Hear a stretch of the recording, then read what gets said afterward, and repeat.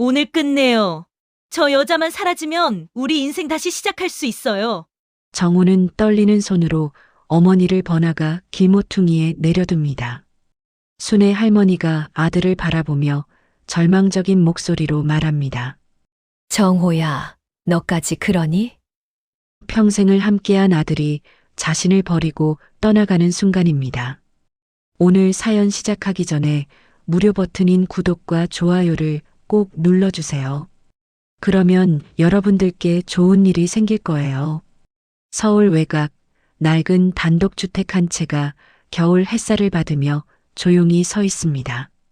이 집에는 79세의 김순애 할머니가 혼자 살고 계십니다. 순애 할머니는 평생을 장사로 살아오며 아들 정호를 키워냈습니다. 시장 한복판에서 떡볶이와 순대를 팔며 손이 까맣게 타도록 일했고 비가 오나 눈이 오나 가게 앞을 지켰습니다. 새벽 4시면 어김없이 일어나 장을 보러 나갔습니다. 싱싱한 재료를 고르는 눈은 예리했고 손님 하나하나에게 정성을 다해 음식을 만들어 주었습니다. 때로는 돈이 없는 학생들에게 공짜로 떡볶이를 주기도 했죠. 그런 마음씨 때문에 동네 사람들은 순애 할머니를 친어머니처럼 따랐습니다. 정호야, 엄마가 고생해서라도 너만큼은 제대로 키우겠다. 그때의 다짐이 아직도 가슴 깊이 남아 있습니다. 정호가 어릴 때는 학용품 하나라도 좋은 걸 사주려고 밤늦게까지 일했습니다. 다른 아이들이 학원에 다닐 때 정호도 보내주고 싶어서 몸이 아파도 참고 일했습니다. 손가락이 얼어서 감각이 없어져도 허리가 아파서 밤에 잠을 못 자도 포기하지 않았습니다. 하지만 세월이 흘러 아들은 40이 넘어서도 사업에 실패하고 신용불량자가 되어버렸습니다. 정호는 여러 번 사업을 시도했지만 번번이 실패했습니다. 치킨집을 했다가 망했고 카페를 했다가도 손해를 봤습니다. 인터넷 쇼핑몰에도 손을 댔지만 결과는 마찬가지였습니다. 지금은 빚더미에 앉아 있는 상황입니다. 정호의 얼굴에는 언제부턴가 그늘이 드리워져 있습니다. 예전에는 밝고 씩씩했던 아들이 이제는 고개를 숙이고 다닙니다. 어머니 앞에서도 제대로 눈을 마주치지 못합니다. 빚쟁이들의 전화가 오면 휴대폰을 꺼버리고 집에 누군가 찾아오면 숨어버립니다. 며느리 미정은 초등학교 교사입니다. 학교에서는 단정하고 성실한 선생님으로 통하죠. 학부모들 사이에서도 평판이 나쁘지 않습니다. 아이들을 잘 가르친다는 소문이 있고 학급 관리도 깔끔하게 한다고 알려져 있습니다. 교장 선생님도 미정을 신뢰하는 편입니다. 미정은 키가 크고 단아한 인상을 가지고 있습니다. 언제나 깔끔하게 차려입고 말투도 정중합니다. 하지만 순애 할머니의 눈에는 뭔가 다르게 보입니다. 미정이 웃을 때마다 그 웃음 뒤에 숨겨진 무언가가 느껴집니다. 마치 가면을 쓰고 있는 것 같은 느낌입니다. 저 애는 언제나 웃지만 그 웃음이 내겐 칼처럼 느껴진다. 순애 할머니는 속으로 이런 생각을 자주 합니다. 미정이 시어머니에게 보이는 태도는 겉보기에는 공손합니다. 인사도 정중히 하고 밥상도 차려주고 빨래도 해줍니다. 하지만 그 공손함 속에서 차가운 기운이 느껴집니다. 마치 의무적으로 하는 것 같은 진심이 담기지 않은 예의처럼 말입니다. 미정이 어머님 드세요라고 말할 때의 목소리에는 감정이 없습니다. 기계적이고 차갑습니다. 시어머니가 기침을 해도 걱정하는 기색이 없고 몸이 아프다고 해도 그저 형식적인 위로만 할 뿐입니다. 저녁 식탁에서 가족들이 모여 앉을 때면 이런 분위기가 더욱 뚜렷해집니다. 정우는 빚 걱정에 시달리며 말이 없고 미정은 적당히 대화를 이어가지만 시어머니를 향한 시선에는 온기가 없습니다. 오히려 귀찮다는 듯한 표정을 지을 때가 있습니다. 오늘 학교에서 어땠니? 순애 할머니가 며느리에게 관심을 보이며 물어보면 미정은 네, 별일 없었어요 라고 짧게 답합니다. 더 이상 대화를 이어가려 하지 않습니다. 예전에는 학교 이야기도 해주고 아이들 얘기도 했는데 언제부턴가 말수가 줄어들었습니다. 순애 할머니는 이런 상황을 지켜보며 마음이 무겁습니다. 정호는 실패한 사업 때문에 위축되어 있고 미정은 점점 더 차갑게 변해가고 있습니다. 집안의 분위기는 날로 어두워져만 갑니다. 내가 너무 예민한 건가? 하지만 할머니의 직감은 틀리지 않았습니다. 평생을 사람들과 부대끼며 살아온 경험이 알려주는 것입니다. 시장에서 온갖 사람들을 만나면서 사람 보는 눈이 생겼습니다. 진짜와 가짜를 구분하는 능력, 진심과 거짓을 알아보는 감각이 있습니다. 미정의 눈빛 깊숙한 곳에 숨겨진 것들, 그것이 무엇인지는 아직 모르지만 불안한 기운이 점점 커져가고 있습니다. 때로는 미정이 시어머니를 바라보는 시선에서 적에 같은 것이 느껴집니다. 마치 방해물을 보는 듯한 그런 시선입니다. 집안의 평화로운 일상은 계속되지만 그 평화 아래로 작은 균열들이 벌어지고 있습니다. 표면적으로는 평범한 3대 가정이지만 그 안에는 해결되지 않은 갈등들이 쌓여가고 있습니다. 경제적인 어려움, 서로에 대한 불신, 그리고 점점 벌어져가는 마음의 거리감. 순애 할머니는 이 모든 것을 지켜보며 혼자서 깊은 한숨을 내쉽니다. 아들과 며느리, 그리고 자신의 미래에 대한 막연한 불안이 가슴을 짓누르고 있습니다. 이 작은 집에서 벌어질 일들을 아직은 모르지만 뭔가 큰 변화가 다가오고 있다는 예감만은 확실합니다. 며칠 후 순애 할머니의 불안한 예감이 현실이 되기 시작했습니다. 미정이 근무하는 새롬 초등학교에서 학부모 간담회가 열렸습니다. 평소 조용했던 학부모들 사이에서 수군거리는 소리가 들리기 시작했습니다. 김미정 선생님 말이야. 한 학부모가 조심스럽게 말을 꺼냈습니다. 혹시 이상한 소문 들었어? 다른 학부모들이 귀를 기울였습니다. 아이들 교육에 관심이 많은 어머니들은 담임 선생님에 대한 정보에 민감할 수밖에 없었습니다. 사실 우리 아이 이전 학교 동창 엄마한테 들었는데 학부모 중 한 명이 목소리를 낮췄습니다. 김미정 선생님이 예전에 다니던 학교에서 문제가 있었다는 얘기가 있더라고. 무슨 문제? 다른 학부모가 궁금해했습니다.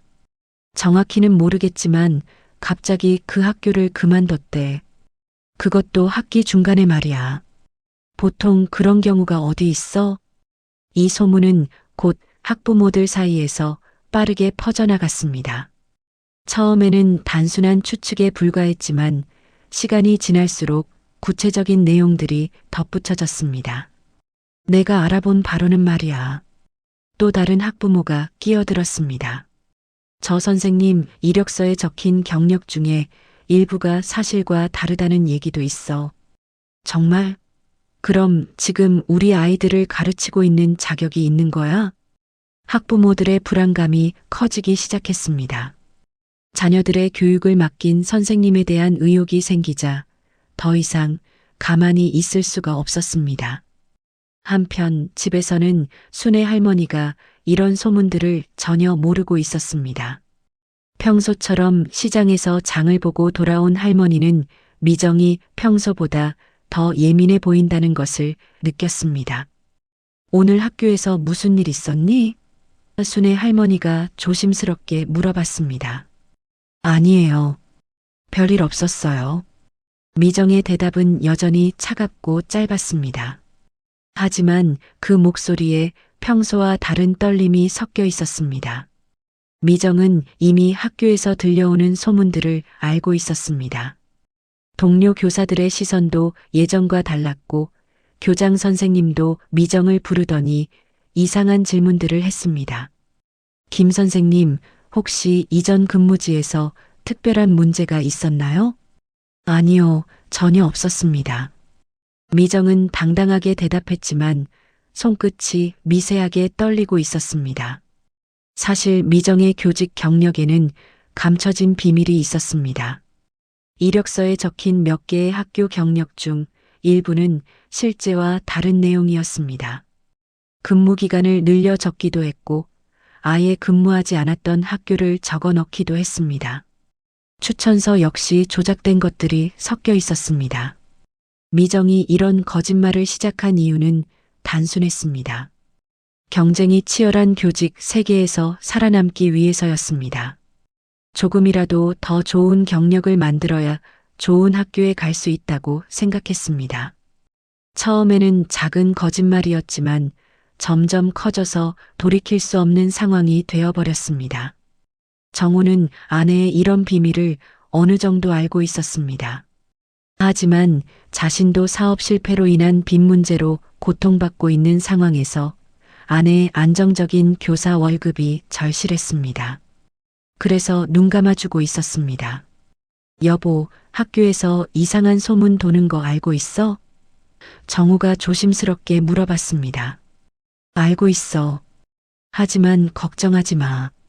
증거가 없으면 어쩔 수 없잖아. 미정의 대답에는 여전히 자신감이 있었습니다. 하지만 상황은 미정이 생각했던 것보다 심각해지고 있었습니다. 학부모들 중 한 명이 직접 미정의 이전 근무지에 전화를 걸어 확인해 본 것입니다. 안녕하세요. 혹시 김미정이라는 선생님이 작년에 거기서 근무하셨는지 확인하고 싶어서요. 김미정 선생님이요? 저희 학교에는 그런 분이 근무한 적이 없는데요. 이 전화 한 통이 모든 것을 바꿔놓았습니다. 학부모는 즉시 다른 학교들에도 전화를 걸기 시작했습니다. 미정의 이력서에 적힌 학교들을 하나하나 확인해 본 것입니다. 결과는 충격적이었습니다. 이력서에 적힌 4개의 학교 중 2개는 아예 근무한 적이 없었고 나머지 2개도 근무 기간이 실제와 달랐습니다.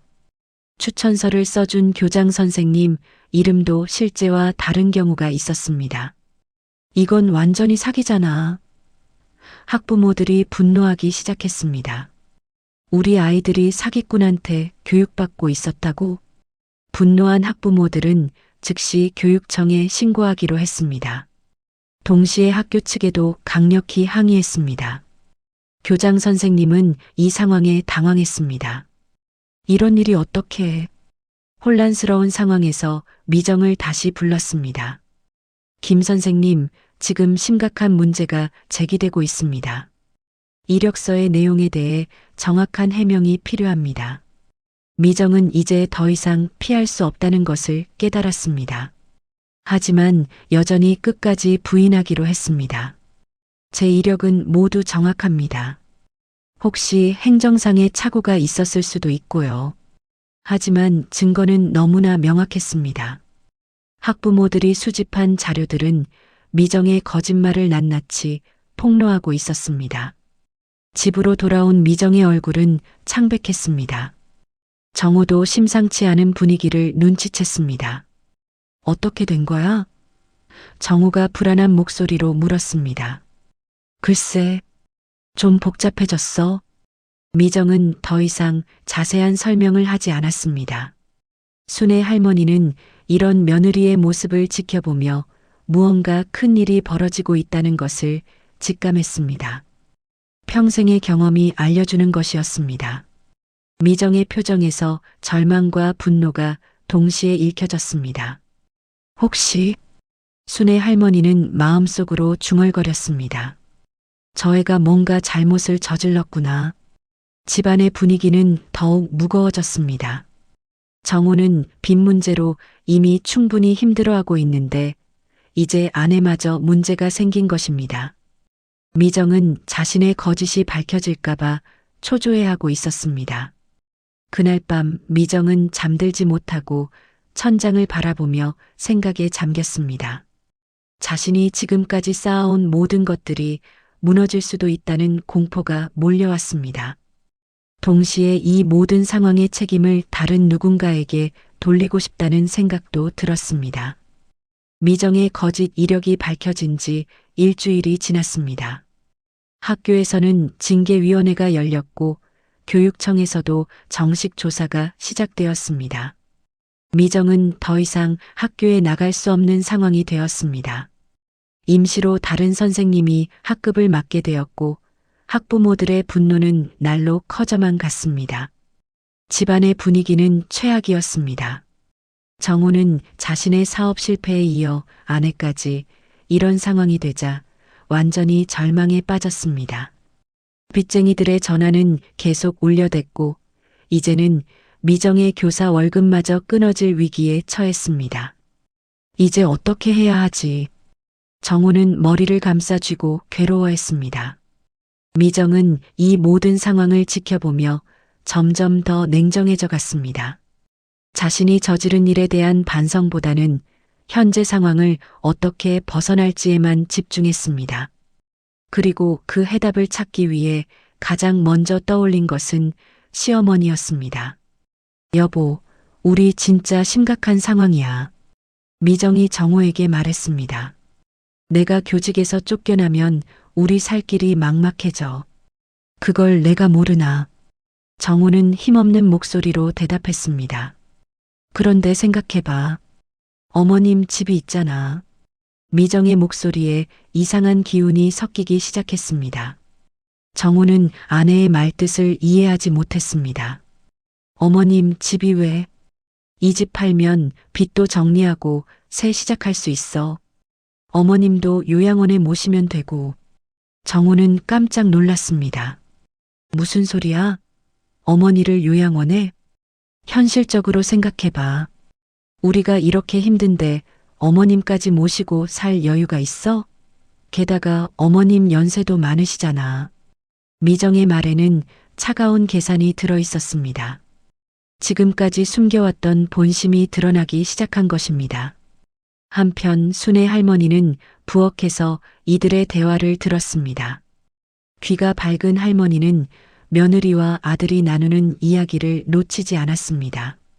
가슴이 철렁 내려앉았습니다. 저 애가 날 어디 보내려고 하는구나.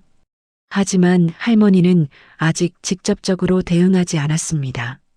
좀 더 상황을 지켜보기로 했습니다. 며칠 후 미정의 교직 박탈이 공식적으로 결정되었습니다. 지역 신문에도 작은 기사가 실렸습니다. 초등교사 학력 위조로 해임이라는 제목의 기사였습니다. 이 기사를 본 동네 사람들의 시선도 달라졌습니다. 순애 할머니가 시장에 나가면 사람들이 수군거리는 소리가 들렸습니다. 저기 김할머니 며느리가 그 선생님이래. 아이고, 그 할머니 얼마나 속상하실까.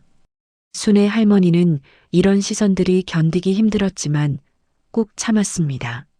하지만 마음속으로는 분노가 쌓여갔습니다. 평생을 정직하게 살아온 자신이 이런 부끄러움을 당해야 하는 것이 억울했습니다.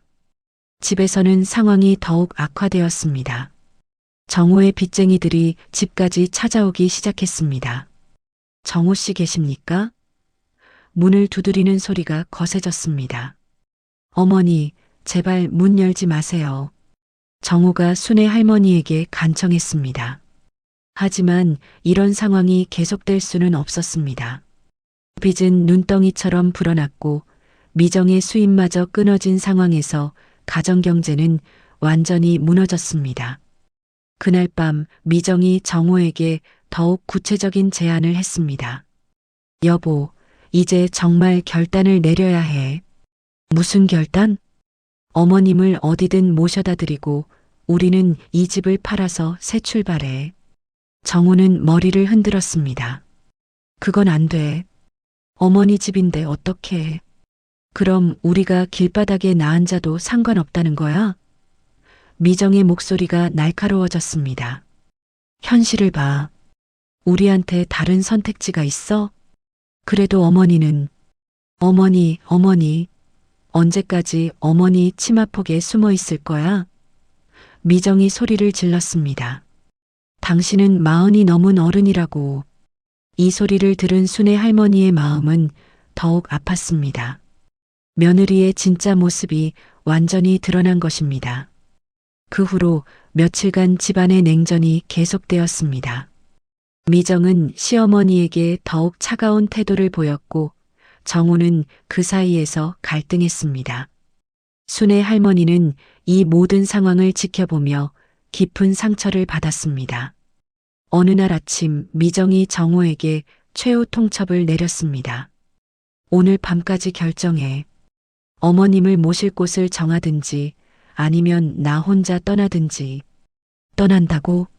난 이 상황에서 더 이상 견딜 수 없어. 내 인생이 완전히 망가지고 있다고. 정호는 완전히 절망했습니다. 어머니와 아내 사이에서 선택해야 하는 상황이 온 것입니다. 빚에 시달리고 미래에 대한 희망도 없는 상황에서 아내마저 떠난다면 정말 아무것도 남지 않게 됩니다. 그날 밤 정호는 잠들지 못하고 고민에 고민을 거듭했습니다. 어머니에 대한 사랑과 아내에 대한 의존감 사이에서 갈등했습니다.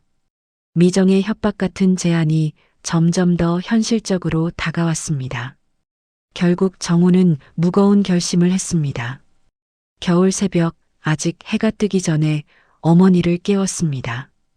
어머니, 잠깐 나가실 준비 좀 하세요. 어디를 간다고? 순애 할머니가 의아해했습니다. 그냥 잠깐 드라이브 좀 하실까요? 순애 할머니는 아들의 표정이 이상하다는 것을 느꼈습니다. 하지만 아들의 청을 거절할 수 없어서 조용히 옷을 입었습니다. 차 안에서 미정도 함께 했습니다. 뒷좌석에 앉은 미정의 얼굴에는 냉정한 결의가 서려 있었습니다. 정호는 핸들을 잡은 손이 떨리고 있었습니다. 오늘 끝내요. 미정이 정호에게 속삭였습니다. 저 여자만 사라지면 우리 인생 다시 시작할 수 있어요. 정호의 가슴은 두근거렸습니다. 양심과 현실 사이에서 갈등하며 차를 몰았습니다. 어머니에 대한 미안함과 미래에 대한 절망감이 뒤섞여 있었습니다. 드디어 차는 시내 번화가 근처에 도착했습니다. 아직 새벽이라 사람들이 많지 않은 길모퉁이였습니다. 정호는 차를 세우고 깊은 숨을 쉬었습니다. 어머니, 죄송합니다. 정호가 떨리는 목소리로 말했습니다. 순애 할머니는 순간 무슨 일이 일어나고 있는지 깨달았습니다. 아들이 자신을 버리려고 한다는 것을 알았습니다. 가슴이 덜컥 내려앉았지만 아직 믿고 싶지 않았습니다. 정호야, 너까지 그러니? 순애 할머니의 목소리에는 깊은 절망이 섞여 있었습니다. 정호는 떨리는 손으로 차문을 열었습니다. 순애 할머니는 아직도 상황을 받아들이기 힘들어했지만 아들의 절망적인 표정을 보며 천천히 차에서 내렸습니다. 겨울 새벽 찬바람이 할머니의 얼굴을 스쳤습니다. 정호야, 정말 이래야 하니? 순애 할머니의 목소리에는 마지막 희망이 담겨 있었습니다. 정호는 어머니의 눈을 바라볼 수 없었습니다. 고개를 떨구고 있는 아들을 바라보며 순애 할머니는 평생을 키워온 아들이 이렇게 변할 수 있다는 현실을 받아들여야 했습니다. 차는 그대로 떠나갔습니다. 순애 할머니는 번화가 길모퉁이에 혼자 서서 차가 사라지는 모습을 바라봤습니다. 평생을 함께 살아온 아들이 자신을 버리고 떠나가는 순간이었습니다. 하늘이 무너지는구나. 할머니는 중얼거렸습니다. 주변에는 아직 이른 시간이라 사람들이 많지 않았습니다. 몇몇 새벽 운동을 나온 사람들과 출근 준비를 하는 상인들만 보였습니다. 순애 할머니는 어디로 가야 할지 몰라 그 자리에 서 있었습니다. 그때 한 젊은 남자가 할머니 앞으로 다가왔습니다. 손에는 카메라를 들고 있었습니다. 할머니, 괜찮으세요? 그 남자가 걱정스럽게 물어봤습니다. 순애 할머니는 고개를 들어 그를 바라봤습니다. 30 중반으로 보이는 단정한 인상의 남자였습니다. 어디선가 본 듯한 얼굴이었지만 정확히 기억나지 않았습니다. 혹시 김순애 어르신 아니세요? 그 남자가 조심스럽게 물어봤습니다. 순애 할머니는 깜짝 놀랐습니다. 어떻게 제 이름을? 저는 기자 박지훈이라고 합니다. 혹시 저를 기억하지 못하실 수도 있지만 지훈은 잠시 말을 멈추고 할머니의 얼굴을 자세히 바라봤습니다. 확신이 서더니 계속 말을 이어갔습니다. 어르신, 예전에 중앙시장에서 떡볶이 장사하셨죠? 제가 어릴 때 자주 가던. 순애 할머니의 눈이 커졌습니다. 혹시 그때 그 꼬마가? 맞습니다. 박지훈입니다. 초등학교 때 어머니가 돌아가신 후에 할머니께서 밥을 자주 챙겨주셨던 순애 할머니의 기억이 되살아났습니다. 20여 년 전 어머니를 잃고 홀로 남겨진 어린 소년이 있었습니다. 그 아이는 학교가 끝나면 시장을 배회하며 배고픔을 견디고 있었습니다. 순애 할머니는 그런 아이가 안쓰러워서 무료로 떡볶이와 순대를 챙겨주곤 했습니다. 지훈이, 정말 지훈이구나. 할머니의 눈에 눈물이 맺혔습니다. 네, 할머니. 그때 할머니 덕분에 제가 살았습니다. 지훈의 목소리에도 감정이 섞였습니다. 지훈은 그 후 열심히 공부해서 대학에 갔고 이제는 지역 방송국의 기자가 되어 있었습니다. 탐사 보도를 전문으로 하는 그는 이 새벽에 다른 취재를 위해 나왔다가 우연히 순애 할머니를 만난 것입니다. 그런데 할머니, 이 새벽에 왜 여기 혼자 계세요? 지훈이 걱정스럽게 물어봤습니다. 순애 할머니는 잠시 망설였습니다. 아들과 며느리가 자신을 버렸다는 사실을 말하기가 부끄러웠습니다. 하지만 지훈의 진심 어린 눈빛을 보며 마음을 열었습니다. 지훈아, 할머니가 버림받았구나. 버림받았다고요? 순애 할머니는 천천히 상황을 설명했습니다.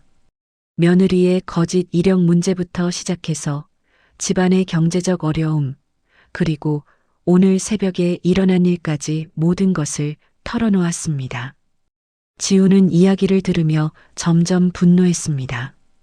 어린 시절 자신에게 따뜻함을 베풀어준 은인이 이런 대우를 받고 있다는 사실이 믿어지지 않았습니다. 할머니, 이건 정말 말이 안 됩니다. 아무리 힘들어도 어떻게 부모를 이렇게. 지훈아, 그래도 내 아들인데. 순애 할머니는 여전히 아들을 감싸려고 했습니다. 하지만 지훈의 생각은 달랐습니다. 기자로서의 직업 정신과 개인적인 은혜가 합쳐져서 이 상황을 그냥 넘길 수 없다고 느꼈습니다. 할머니, 잠시만 기다리세요. 제가 할머니를 안전한 곳으로 모셔드릴게요. 지훈은 먼저 순애 할머니를 근처 카페로 데려갔습니다. 따뜻한 커피와 샌드위치를 시켜드리며 할머니를 안심시켰습니다. 할머니, 제가 할머니를 도와드리겠습니다. 그때 할머니가 저에게 해주신 것처럼요. 순애 할머니는 지훈의 마음씨에 감동했습니다. 버림받아서 절망했던 마음에 작은 희망이 생겼습니다. 지훈은 기자로서 이 사건을 어떻게 접근할지 고민했습니다. 단순히 개인적인 도움만으로는 근본적인 해결이 되지 않는다고 생각했습니다. 이런 일이 다시 일어나지 않도록 사회적 경각심을 불러일으켜야 한다고 느꼈습니다. 할머니, 혹시 괜찮으시다면 이 일을 다른 사람들도 알 수 있게 해주세요. 무슨 뜻이니? 뉴스로 만들어서 방송하고 싶습니다. 할머니와 같은 상황에 있는 다른 어르신들도 도울 수 있고 무엇보다 이런 일이 다시 일어나지 않도록 경각심을 줄 수 있어요. 순애 할머니는 잠시 고민했습니다. 아들의 잘못을 세상에 알리는 것이 맞는지 확신이 서지 않았습니다. 그래도 내 아들인데 사람들이 알면 얼마나 부끄러워하겠니? 할머니, 지금 부끄러워해야 할 사람은 할머니가 아닙니다. 그리고 이런 일이 공개되어야 정호 씨도 정신을 차릴 수 있어요. 지훈의 말에는 확신이 있었습니다. 개인적인 감정을 떠나서 기자로서의 판단이었습니다. 그때 할머니가 밥 한 그릇 덕에 내가 살았습니다. 이건 제 의무입니다. 지우는 마음속으로 다짐했습니다. 어린 시절 자신을 살려준 은인을 위해 무엇이든 하겠다고 결심했습니다. 순애 할머니는 오랜 고민 끝에 고개를 끄덕였습니다. 그럼 내가 옳다고 생각하는 대로 해보거라. 지우는 즉시 취재를 시작했습니다. 먼저 순애 할머니가 버려진 현장 근처의 폐쇄회로 카메라를 확인해 봤습니다. 다행히 근처 상가의 카메라에 아침에 일어난 일이 녹화되어 있었습니다. 할머니, 증거가 있습니다. 이제 진실을 알릴 수 있어요. 순애 할머니는 복잡한 심정이었습니다. 아들에 대한 실망과 배신감, 그리고 동시에 여전히 남아있는 모정 사이에서 갈등했습니다. 하지만 지훈의 진심을 보며 용기를 냈습니다. 그날 오후 지훈은 방송국으로 돌아가서 본격적인 기사 작성에 들어갔습니다. 단순한 사건 보도가 아니라 사회 문제를 제기하는 심층 보도로 만들 계획이었습니다. 지훈이 방송국에서 기사를 작성하고 있는 동안 순애 할머니를 버리고 돌아온 정호와 미정은 집에서 각자 다른 생각에 잠겨 있었습니다. 정호는 어머니를 버린 죄책감에 시달리고 있었고 미정은 앞으로의 계획을 세우고 있었습니다. 이제 어머님 걱정 없이 집을 정리할 수 있겠네. 미정이 차가운 목소리로 말했습니다. 정호는 대답하지 못했습니다. 어머니의 마지막 표정이 자꾸 떠올랐습니다. 그 절망적이고 서러운 눈빛을 잊을 수가 없었습니다. 그날 저녁 7시 지역 방송의 메인 뉴스가 시작되었습니다. 평소와 같은 일반적인 뉴스들이 이어지다가 마지막 순서에서 특별한 보도가 나왔습니다. 다음은 우리 사회의 어두운 단면을 보여주는 충격적인 사건입니다. 박지훈 기자가 전해드립니다. 화면에 지훈의 모습이 나타났습니다. 그의 뒤로는 이른 아침 번화가의 모습이 보였습니다. 오늘 새벽 6시경 이곳 시내 한복판에서 믿기 어려운 일이 벌어졌습니다. 79세의 한 할머니가 친아들과 며느리에 의해 길바닥에 버려진 것입니다. 정우와 미정은 텔레비전 앞에서 얼어붙었습니다. 설마 하는 마음이었지만 불길한 예감이 들었습니다. 화면이 바뀌더니 폐쇄회로 카메라 영상이 나왔습니다. 비록 화질이 선명하지는 않았지만 새벽에 차에서 내리는 노인의 모습과 그 차의 번호판이 또렷하게 보였습니다. 이 영상에서 보시는 바와 같이 승용차에서 할머니 한 분이 내리십니다. 그리고 차는 그대로 떠나갑니다. 차량 번호를 통해 확인한 결과 이 차의 소유주는 할머니의 친아들인 것으로 밝혀졌습니다. 정호의 얼굴이 창백해졌습니다. 자신의 차 번호가 화면에 그대로 노출된 것입니다. 아니야. 이럴 수가. 정호가 중얼거렸습니다. 미정도 당황했지만 여전히 침착함을 유지하려고 했습니다. 진정해. 아직 우리 신원이 공개된 건 아니잖아. 하지만 뉴스는 계속 이어졌습니다. 더욱 충격적인 것은 이 사건의 배경입니다. 할머니를 버린 며느리는 최근 학력 위조 사건으로 교단에서 추방된 초등학교 교사였습니다. 화면에 미정의 이름과 함께 학교에서 찍힌 사진이 나왔습니다. 얼굴은 모자이크 처리되었지만 아는 사람들은 충분히 알아볼 수 있을 정도였습니다. 김미정 씨는 지난주 학력 위조 사실이 밝혀져 해임되었으며 이로 인한 경제적 어려움을 이유로 시어머니를 유기한 것으로 보입니다. 미정은 이제 완전히 당황했습니다. 어떻게 이런 일이? 누가 이걸 알렸지? 뉴스는 여기서 끝나지 않았습니다. 지훈이 직접 순애 할머니와 인터뷰한 내용도 방송되었습니다. 할머니, 지금 기분이 어떠세요? 가슴이 아픕니다. 내가 평생을 키운 아들이 이럴 줄은 몰랐어요. 할머니의 떨리는 목소리가 시청자들의 가슴을 아프게 했습니다. 아드님이 왜 이런 결정을 내리셨다고 생각하세요? 며느리가 그렇게 하자고 했나 봅니다. 집을 팔아서 새 출발을 하겠다면서 순애 할머니의 증언은 상황을 더욱 구체적으로 드러냈습니다. 방송을 본 시청자들의 반응은 즉각적이었습니다. 방송국 게시판에는 분노의 댓글들이 쏟아지기 시작했습니다. 이게 사람이 할 일인가? 저런 인간들이 어떻게 세상에 존재하지? 며느리도 며느리지만 아들이 더 가관이다. 어떻게 자기 어머니를. 사회관계망에서도 이 뉴스는 순식간에 퍼져나갔습니다. 사람들은 분노를 표하며 이 이야기를 공유했습니다. 한편 미정이 다니던 학교의 학부모들도 이 뉴스를 보았습니다. 어머, 저 선생님, 우리 학교 김미정 선생님 아냐? 맞는 것 같은데? 목소리도 비슷하고. 학부모들 사이에서는 다시 한번 분노가 일었습니다. 자신들의 아이들을 가르쳤던 선생님이 이런 인간이었다는 사실에 충격을 받았습니다. 교장 선생님도 뉴스를 보고 급하게 교육청에 보고했습니다. 우리 학교 해임된 교사가 뉴스에 나왔습니다. 추가 조치가 필요할 것 같습니다. 뉴스가 끝난 후 정호의 휴대폰에는 수많은 전화가 걸려왔습니다. 아는 사람들이 확인하려는 전화들이었습니다. 정호야, 뉴스에 나온 차 너 거 아니야? 형, 설마 그 일이. 정호는 전화를 받을 수가 없었습니다. 휴대폰을 꺼버렸지만 집 전화까지 울리기 시작했습니다. 동네 사람들도 소문이 났습니다. 순애 할머니네 집 앞으로 사람들이 몰려들었습니다. 저기가 그 집이래. 어떻게 저런 일이. 미정은 이 모든 상황이 통제 불가능해졌다는 것을 깨달았습니다. 하지만 여전히 포기하지 않았습니다. 여보, 우리 어떻게든 이 상황을 넘겨야 해.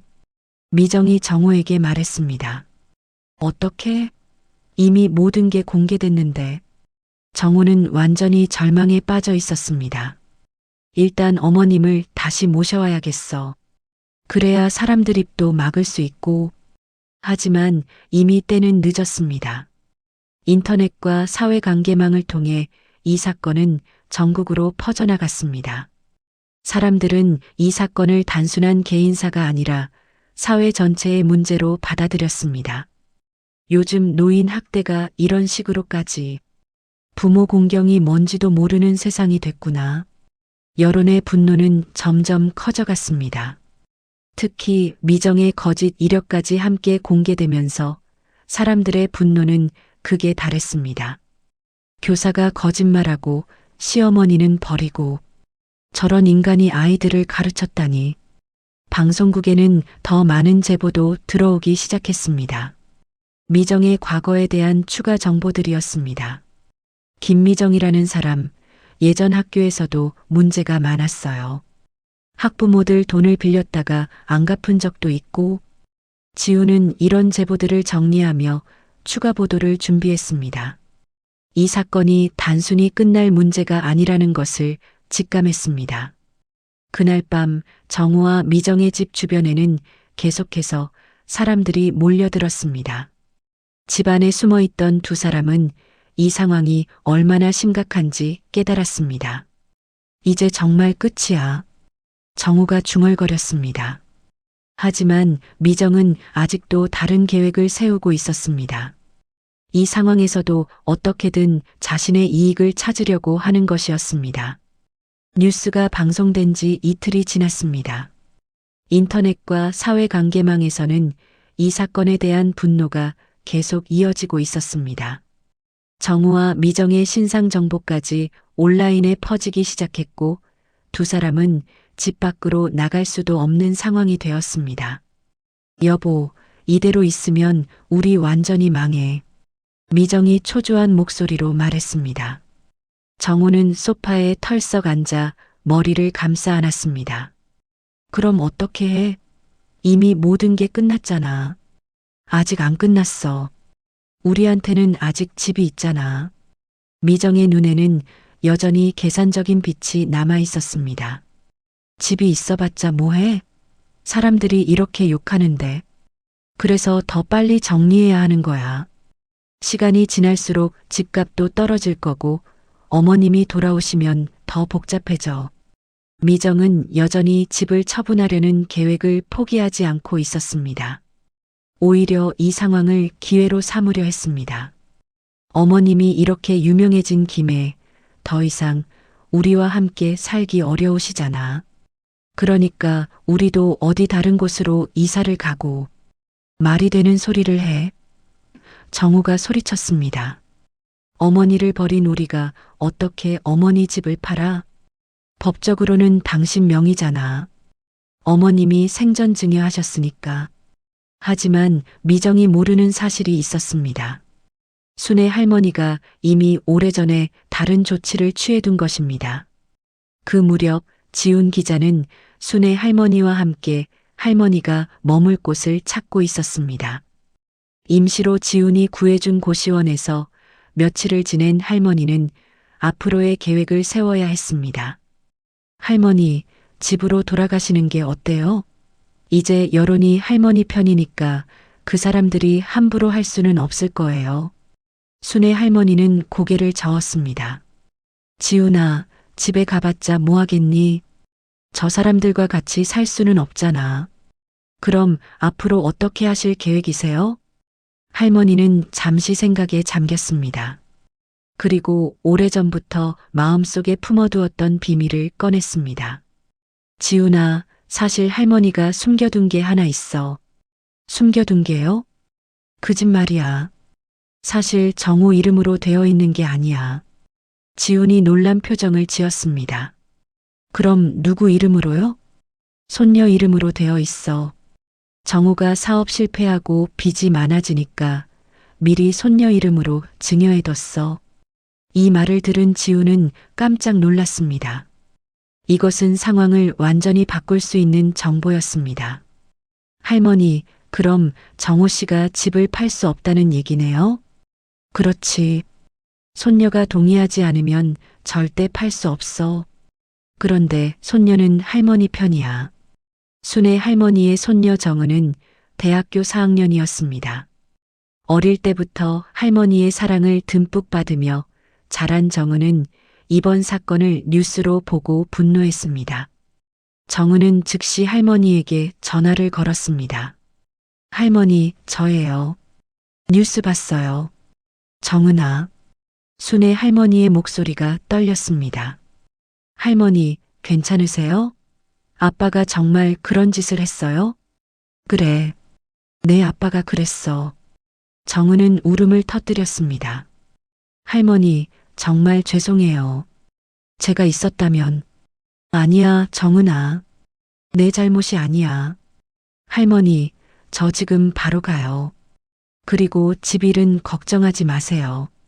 제 이름으로 되어 있잖아요. 순애 할머니는 손녀의 든든한 말에 위로를 받았습니다. 한편 미정은 부동산에 집을 내놓으려고 했습니다. 하지만 부동산 중개업소에서 등기부등본을 확인하고는 깜짝 놀랐습니다. 손님, 이 집이 정호 씨 명의가 아니라 정은 씨 명의로 되어 있는데요? 뭐라고요? 미정이 당황했습니다. 네, 3년 전에 증여받으신 것 같은데요. 혹시 따님인가요? 미정은 즉시 집으로 돌아가서 정호에게 따졌습니다. 당신, 이 집이 정은이 이름으로 되어 있다는 거 알고 있었어? 정호도 놀란 표정을 지었습니다. 뭐, 정은이 이름으로? 부동산에서 등기부등본 확인해 보니까 3년 전에 증여됐다는데. 정호는 머리가 하얘졌습니다. 어머니가 언제 그런 조치를 취했는지 전혀 몰랐습니다. 어머니가 언제 그런 일을? 그럼 우리 이 집 못 파는 거야? 정은이가 동의해야 하는 거야? 정우와 미정은 절망에 빠졌습니다. 마지막 희망이었던 집마저도 자신들 마음대로 할 수 없다는 사실을 알게 된 것입니다. 그때 집 앞에서 차 소리가 들렸습니다. 정은이 할머니를 모시고 온 것입니다. 할머니, 여기가 우리 집이에요. 정은이 할머니의 손을 잡고 말했습니다. 순애 할머니는 복잡한 마음으로 자신이 평생 살아온 집을 바라봤습니다. 며칠 전에 이 집에서 쫓겨났지만 이제는 당당하게 돌아올 수 있게 되었습니다. 정은이 문을 열고 들어가려는데 미정이 막아섰습니다. 정은아, 여기 들어오면 안 돼. 왜요? 여기 제 집인데요. 정은이 당당하게 대답했습니다. 내 집이라니? 이건 우리가 살고 있는 집이야. 엄마, 등기부등본 확인해 보세요. 이 집은 제 명의예요. 미정의 얼굴이 창백해졌습니다. 그럼 우리는 어디서 살라고? 그건 엄마가 알아서 하세요. 할머니를 버린 사람이 할머니 집에서 살 권리는 없어요. 정우가 나왔습니다. 정은아, 아빠야. 아빠? 정은의 목소리가 차가워졌습니다. 할머니를 길바닥에 버린 사람을 아빠라고 부를 수 없어요. 정우는 딸의 차가운 시선을 견딜 수 없었습니다. 정은아, 아빠가 잘못했어. 그때 정말 힘들어서. 힘들면 할머니를 버려요? 할머니가 평생 아빠 키우느라 얼마나 고생하셨는데. 정은의 말에 정우는 할 말을 잃었습니다. 순의 할머니가 조용히 말했습니다. 정우야, 이제 그만 나가거라. 할머니는 정은이와 함께 살겠다. 어머니, 할머니한테는 더 이상 할 말 없어. 내가 선택한 거잖아. 결국 정우와 미정은 집에서 나가야 했습니다. 그들이 가져갈 수 있는 것은 개인 물품뿐이었습니다. 미정은 마지막까지 포기하지 않았습니다. 이건 말이 안 돼. 우리가 법적으로 대응하겠어. 하지만 순의 할머니는 이미 모든 준비를 마쳤습니다. 미정아, 내가 법정에서 뭘 할 수 있을지 두고 보자. 할머니의 목소리에는 이전에 없던 강함이 있었습니다. 버림받은 상처를 극복하고 이제는 당당하게 맞서고 있는 것입니다.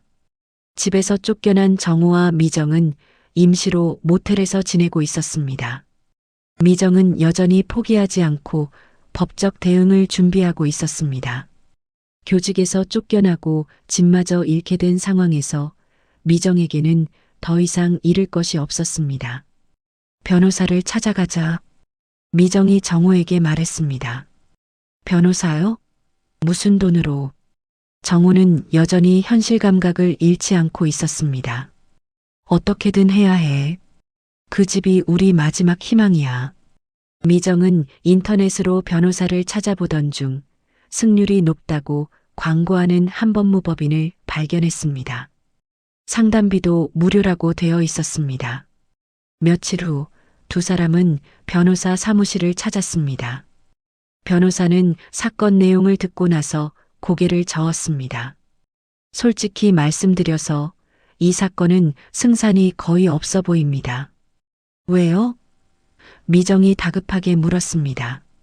우선 여론이 완전히 상대방 편입니다. 그리고 증여 자체는 법적으로 문제없이 이뤄진 것 같고요. 그럼 방법이 아예 없나요?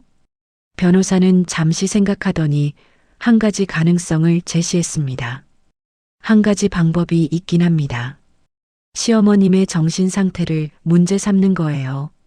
정신 상태요?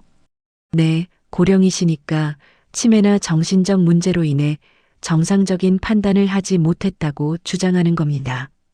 그러면 증여 무효 소송을 걸 수 있어요. 미정의 눈이 번쩍였습니다. 그럼 이길 수 있나요? 확신은 못 드리지만 시도해 볼 만합니다.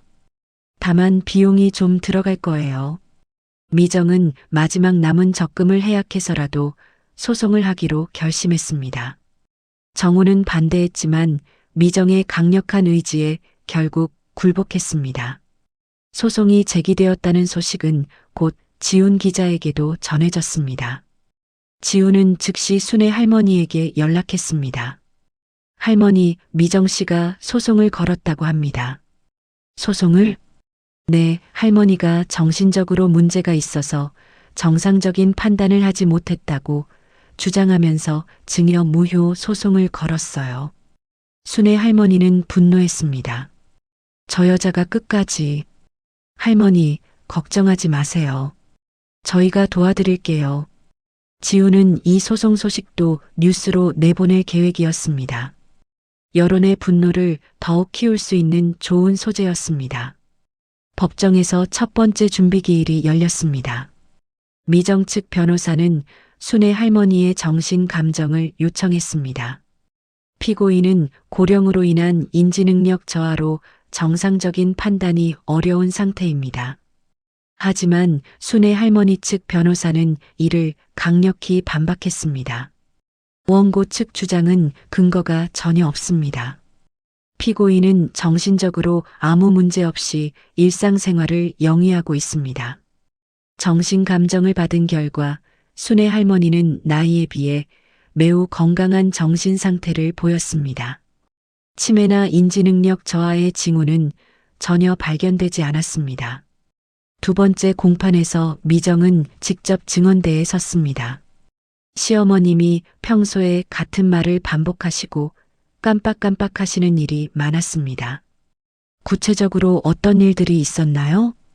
음식을 하다가 불을 끄는 걸 깜빡하신다든지, 약을 드셨는데 또 드신다든지. 하지만 미정의 증언에는 구체적인 근거가 부족했습니다. 이번에는 순애 할머니가 증언대에 섰습니다. 할머니, 집을 손녀분에게 증여하신 이유가 뭔가요?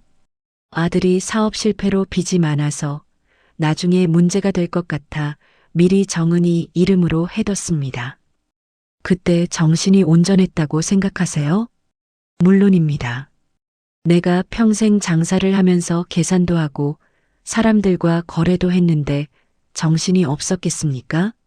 할머니의 또렷한 대답에 법정은 조용해졌습니다. 그럼 며느리분이 주장하는 것처럼 깜빡깜빡하거나 같은 말을 반복한 적이 있나요? 전혀 없습니다. 오히려 며느리가 거짓말쟁이라는 걸 내가 먼저 눈치챘을 정도입니다. 이 말에 미정의 얼굴이 굳어졌습니다. 거짓말쟁이라는 것은 무슨 뜻인가요? 며느리가 학교 경력을 속였잖습니까? 그것뿐만 아니라 평소에도 거짓말을 자주 했습니다. 판사가 미정을 바라봤습니다. 원고 측에서 반박하실 말씀이 있나요? 미정의 변호사는 할 말을 찾지 못했습니다. 그때 지훈 기자가 새로운 증거를 제출했습니다. 재판장님, 추가 증거를 제출하겠습니다. 무슨 증거인가요? 원고 미정 씨가 시어머님을 유기하기 직전에 한 발언을 녹음한 음성 파일입니다. 법정에 긴장이 흘렀습니다. 지훈은 그날 새벽 현장 근처에서 취재하면서 우연히 녹음한 파일이 있었던 것입니다.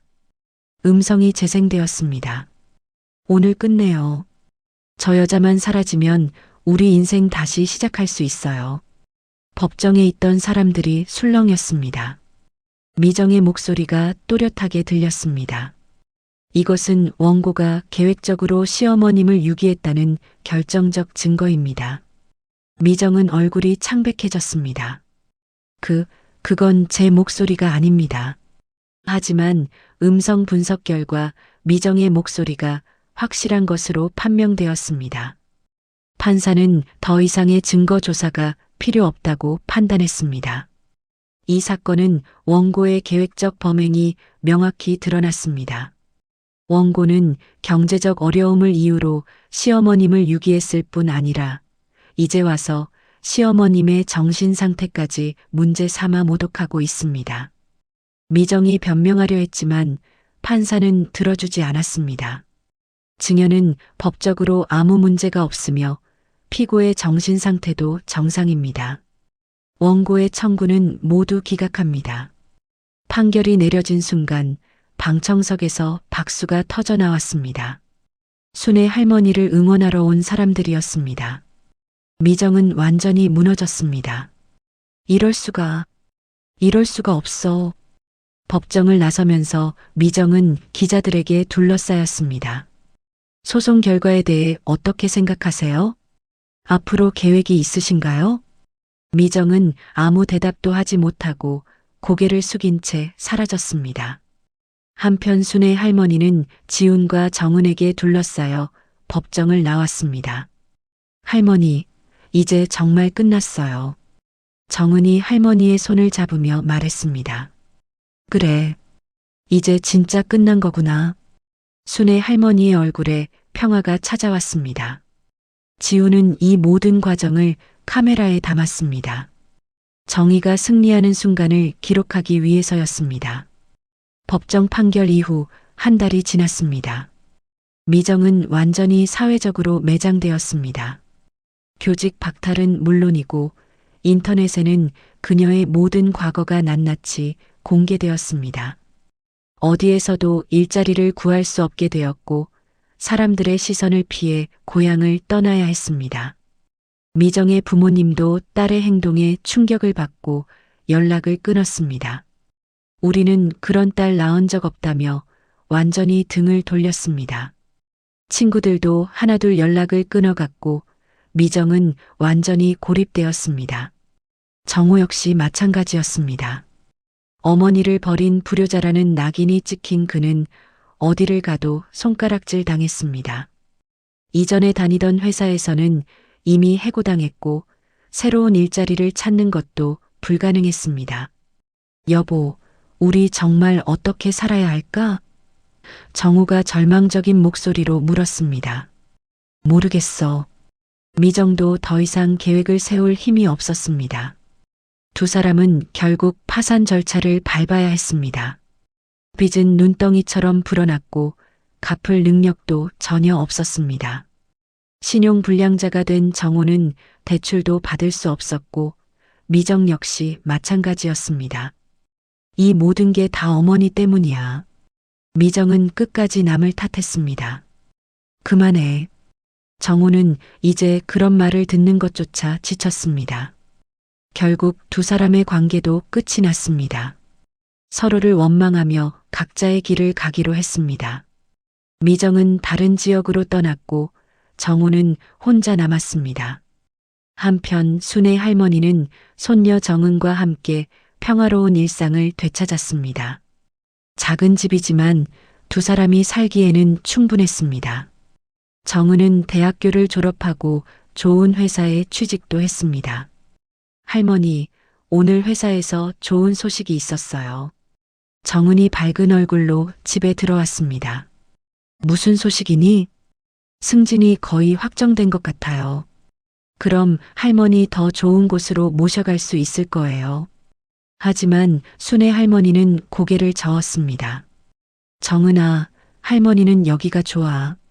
이 집에서 평생을 살았으니까. 하지만 할머니 혼자 계시는 시간이 너무 많아요. 혼자가 아니야. 좋은 사람들이 많이 찾아와 주거든. 실제로 순애 할머니를 찾는 사람들이 늘어났습니다. 뉴스를 보고 감동받은 사람들이 안부를 묻기 위해 찾아왔고 같은 처지의 노인분들도 위로를 받으러 왔습니다. 지훈 기자도 여전히 할머니를 자주 찾았습니다. 그는 이 사건을 통해 사회적 관심도 높아졌고 기자로서도 인정받게 되었습니다. 할머니, 저 때문에 고생하신 것은 아닌지 걱정됩니다. 무슨 소리야? 지훈이 덕분에 할머니가 살았어. 내가 도와주지 않았다면 어떻게 되었을지. 그때 할머니가 저에게 해주신 것의 10,000,000,000도 못 갚은 것 같아요. 순애 할머니는 지훈의 손을 잡았습니다. 지훈아, 선행은 갚는 게 아니야. 다른 사람에게 전해주는 거지. 지훈은 할머니의 말씀에 깊이 감동했습니다. 앞으로 더욱 많은 사람들을 도와야겠다고 다짐했습니다. 어느 날 순애 할머니는 정호로부터 편지를 받았습니다. 오랜만에 받는 아들의 소식이었습니다. 어머니, 죄송합니다. 제가 정말 큰 잘못을 저질렀습니다. 이제야 제 잘못을 깨달았습니다. 어머니를 용서해 달라고 할 자격은 없지만 진심으로 반성하고 있습니다. 편지를 읽던 할머니의 눈에 눈물이 맺혔습니다. 여전히 아들에 대한 마음이 남아 있었습니다. 할머니, 아빠가 뭐라고 했어요? 정은이 걱정스럽게 물었습니다. 반성하고 있다는구나. 그래도 할머니한테 그런 짓을 했는데. 정은아, 그래도 내 아들이야. 미워할 수는 있어도 아들인 건 변하지 않아. 순애 할머니는 복잡한 마음이었습니다. 아들이 저지른 일은 용서하기 어려웠지만 모정을 완전히 끊을 수는 없었습니다. 몇 달 후 정호가 집 앞에 나타났습니다. 많이 야위고 초라한 모습이었습니다. 어머니, 정호는 문 앞에서 무릎을 꿇었습니다. 순애 할머니는 창문으로 아들을 바라봤습니다. 한참을 그대로 서 있다가 천천히 문을 열었습니다. 일어서거라. 할머니의 목소리는 차가웠습니다. 어머니, 죄송합니다. 정말 죄송합니다. 정우는 눈물을 흘리며 사과했습니다. 이제 와서 뭔 소용이니? 어머니를 버린 제가 잘못했습니다. 죽을 때까지 후회하며 살겠습니다. 순애 할머니는 아들을 바라보며 말했습니다. 정우야, 내가 한 일은 절대 용서받을 수 없는 일이야. 알고 있습니다. 하지만 할머니가 말을 이었습니다. 그래도 너는 내 아들이야. 정우는 더욱 울음을 터뜨렸습니다. 집으로 들어오라는 건 아니야. 하지만 완전히 등을 돌리지는 않겠다. 순애 할머니는 아들에게 마지막 기회를 주기로 했습니다.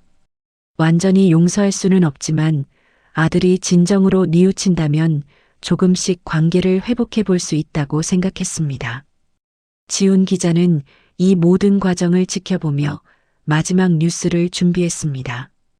오늘로써 이 사건에 대한 보도를 마칩니다.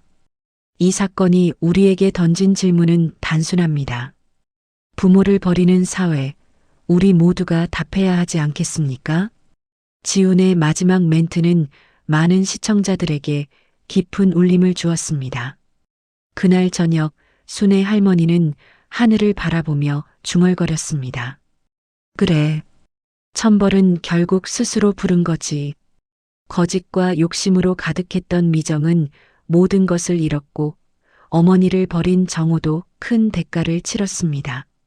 하지만 진실과 사랑으로 살아온 할머니는 결국 평화를 찾았습니다. 가족이란 게 피보다 진실이 먼저였구나. 할머니는 손녀 정은을 바라보며 미소 지었습니다. 정은은 할머니 곁에 앉으며 말했습니다.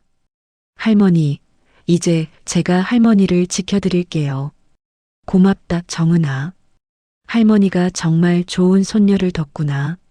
작은 집에 따뜻한 온기가 흘렀습니다. 진짜 가족의 의미를 깨달은 할머니와 손녀는 서로를 의지하며 새로운 시작을 하고 있었습니다. 멀리서 이 모습을 지켜보던 정호는 자신이 잃어버린 것이 얼마나 소중한지 깨달았습니다. 이제야 진정한 후회가 시작되었습니다. 세상은 결국 자신이 뿌린 대로 거두게 되어 있습니다. 순애 할머니의 이야기는 그 진리를 다시 한번 보여주는 감동적인 교훈이었습니다. 오늘 사연 재미있으셨어요? 여러분의 구독과 좋아요는 저에게 큰 힘이 됩니다. 순애 할머니에게 댓글로도 응원해 주세요. 시청해 주셔서 감사합니다.